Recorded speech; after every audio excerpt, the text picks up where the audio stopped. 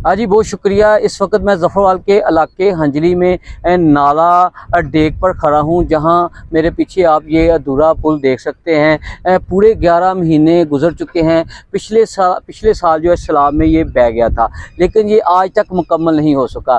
जुल्म ये है कि ठेकेदार ने यहाँ से गुजरने के लिए कोई मुतबादल रास्ता तक नहीं बनाया। अगर इस पुल की पैमाइश की बात करें तो 765 फुट लंबा ये पुल है, जिसके 9 खाने बनने हैं।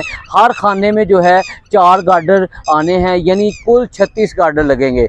एक गार्डर जो है 95 फुट लंबा है और 6 फुट चौड़ा है।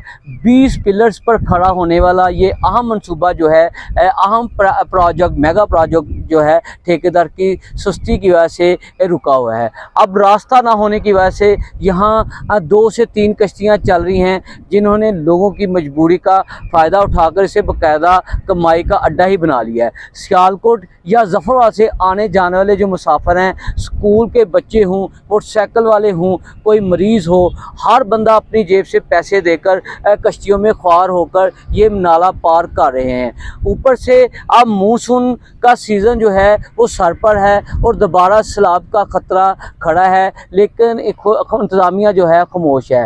इलाका मकीनों का वज़ीर आला पंजाब से सिर्फ एक ही मुतालबा है कि इस ठेकेदार के ख़िलाफ़ फौरी एक्शन लें और बारिशों से पहले मुकम्मल करवाएं, ताकि गरीब आवाम की जान और माल दोनों बच सकें और लोग जो है सुख का सांस ले सकें। जी।